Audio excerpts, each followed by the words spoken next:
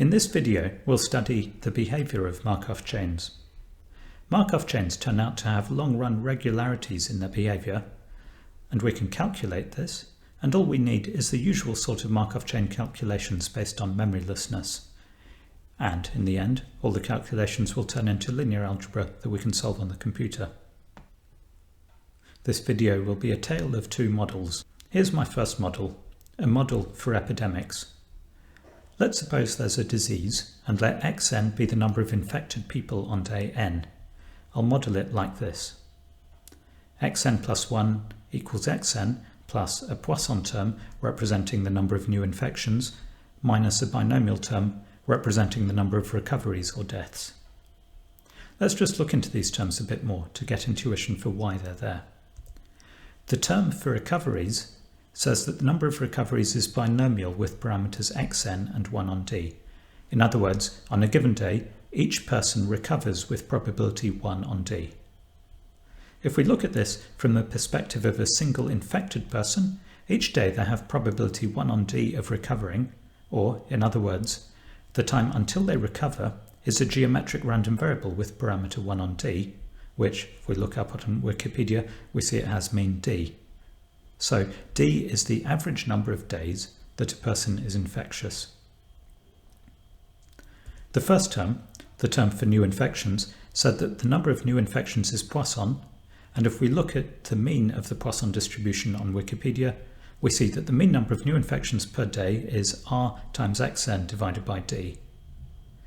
If we divide by xn, we get the mean number of new infections per person per day, and if we multiply by d, we get the mean number of new infections per person. So the mean number of new infections per person over the total time they're infected is just r. Okay, so that's the model. Let's see how it behaves. Here I'm showing 5 different simulations, all with the same parameters, d equals 14, r equals 1.1, and I've started them all at x0 equals 5.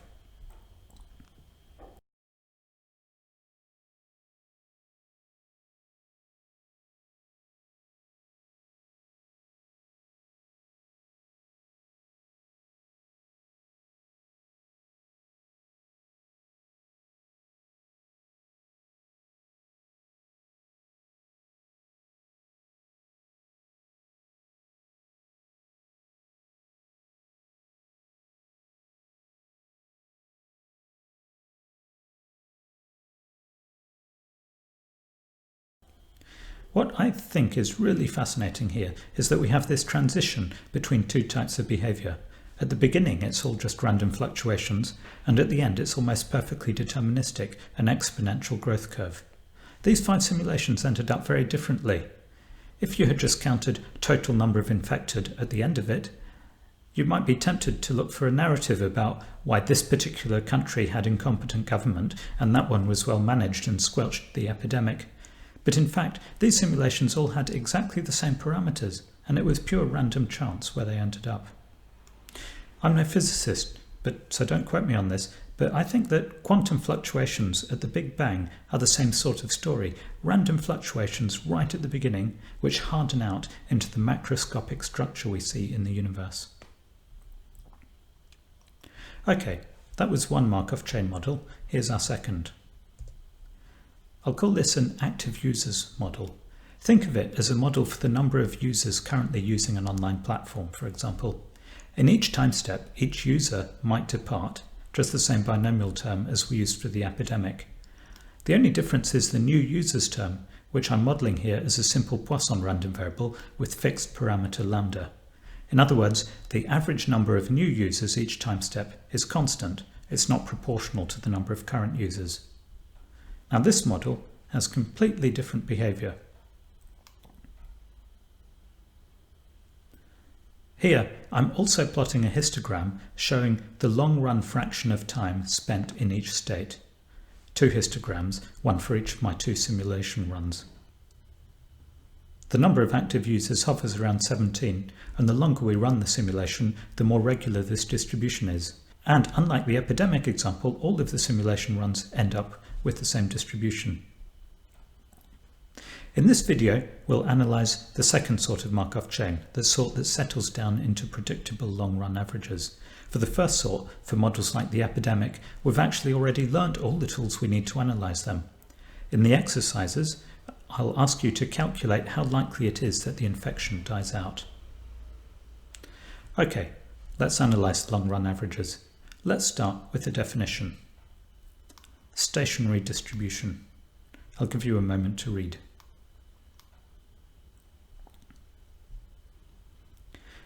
Let me just expand some of the notation here. This condition x0 twiddles pi, i.e. x0 has distribution pi, simply means the probability that x0 takes value little x is equal to pi subscript x. In other words, this condition says, suppose the initial state is chosen randomly and that we pick state x with probability pi x.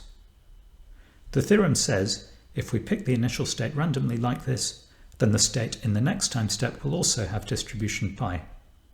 And then we can reset the clock. It doesn't matter when you start the Markov chain. It doesn't matter whether we start counting from time 1 or from time 0. So we can just apply the theorem again and say, because x1 had distribution pi, therefore x2 has distribution pi. And so on. By induction, the distribution is the same at every step. That's why it's called stationary, because the distribution doesn't move. Remember, the Markov chain itself is moving. It jumps around from state to state every single time step. It's not xn that is stationary, it's the distribution of xn that is stationary. Okay, that's the definition of stationarity. Let's see if we can calculate a stationary distribution. Here's a simple Markov chain state space diagram for my Cambridge weather simulator. Let's see if we can derive the stationary distribution using nothing more than the definition of stationarity and the standard tricks for calculating with Markov chains. The definition says, if we start at time 0 with distribution pi, then pi 1 will have distribution pi also. But there's another way to get at the distribution of x1 using the standard type of Markov chain calculations we've seen in earlier videos. If we're trying to calculate a probability for a causal diagram, then we want to make sure all the causal diagram parents are in there, and we get this by using the law of total probability and conditioning on the parent. That's what I've done here. I've conditioned on x0. This is good. The first term is just the transition matrix, and the second term is pi, the distribution we assumed for x0. So what we've derived is a formula for pi x in terms of the whole pi vector. Let's just write out all these equations, one equation for every state x. We could write them out like this with algebra, or we could, if we wanted to, write as a matrix equation. We have 3 equations here and 3 unknowns, but there is a problem. There's redundancy in these equations. You can see that straight away, in fact. If I have a solution for pi rain, pi drizzle and pi grey, and I multiply those 3 values by 100, I'll still end up with a solution to these equations. In other words, there's nothing in these equations that says that pi has to be a probability vector. So let's just stick that in as an extra equation. And when we do this, we end up with a set of simultaneous equations that we can solve. Of course, you don't want to be solving equations like this with pen and paper when you have a computer in front of you.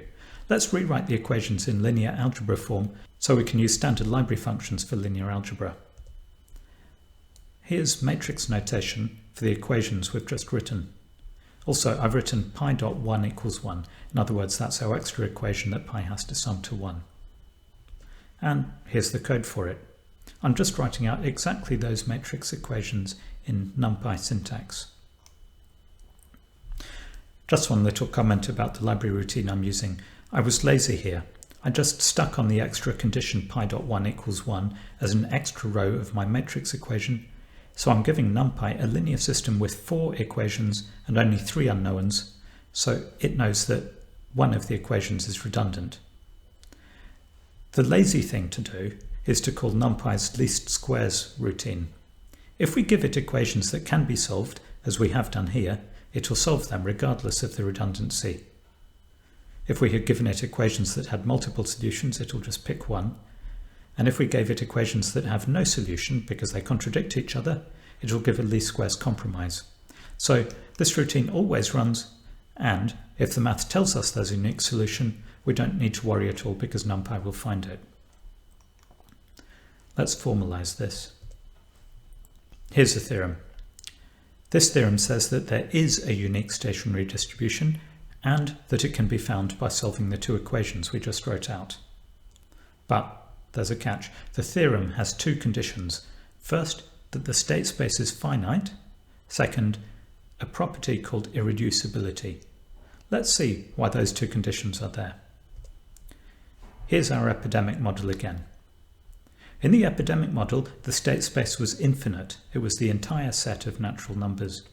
When you have an infinite state space, a Markov chain could potentially explode, i.e. head off and never return, as these trajectories look like they're set to do. And what about the other condition? What about irreducibility? Irreducibility means there is a path from any state to any other. This epidemic model is not irreducible, because once we reach the state where 0 people are infected, the infection is finished, and so the Markov chain stays in state 0 and it can't reach the other states. You can see it here in the diagram. In some of these runs, the Markov chain hits state 0 and gets stuck there. We'd call state 0 an absorbing state, by the way. So these are two possible pathologies when we're looking for a stationary distribution. In cases like these, the theorem doesn't apply.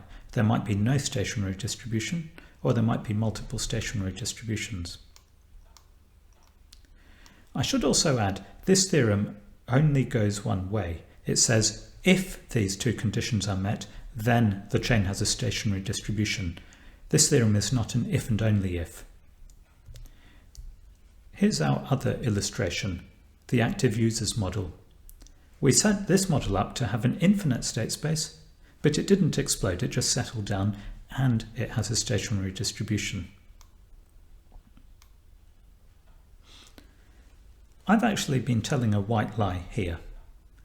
The histogram on the right plots the long-run fraction of time spent in each state.